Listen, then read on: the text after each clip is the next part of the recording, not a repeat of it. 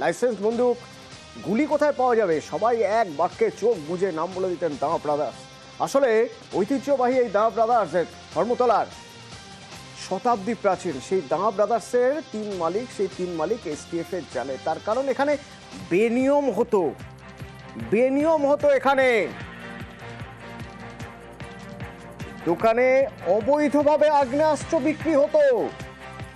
মনে করছে এসটিএফ কেন? অমিত রয়েছে আমার সঙ্গে ফোনে। অমিত, কেন এসটিএফ এর মনে হচ্ছে যে এখানে কোন রকম মানে বৈধতার সঙ্গে যেমন অস্ত্র বিক্রি হতো তেমনি অবৈধভাবে অস্ত্র বিক্রি হতো?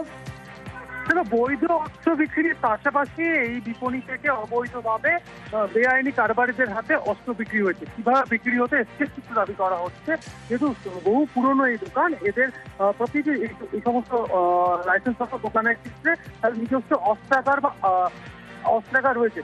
এই যে অস্ত্রাগারগুলো ভাড়া দেওয়া হতো, সেক্ষেত্রে এই সমস্ত অস্ত্রাগারে যে সমস্ত লাইসেন্স প্রাপ্ত ও বন্দুকের মালিক তারা বহু বছর আগে অস্ত্র ভাড়া রেখেছেন এবং তারপর সেখান থেকে তারা অস্ত্রগুলো আর ফেরত নেননি। এই সমস্ত বহু পুরনো অস্ত্র সেখান থেকেই বিক্রি হয়ে গিয়েছে বেআইনি অস্ত্র কারবারিদের হাতে। তথ্য উঠে আসছে, কারণ রহরাতে যে অস্ত্র কারবারের যে সন্ধান পাওয়া যায়, সেখানে যে দোলনলা এবং একনলা যে আগ্নেয়াস্ত্রগুলো পাওয়া গেছিল, তার তথ্য অনুসন্ধানে নেমে এই বিবাদী অস্ত্র বিপণী সন্ধান পাওয়া যায়। তারপরেই গত পরশুদিন এখানে অভিযান চালানো হয়।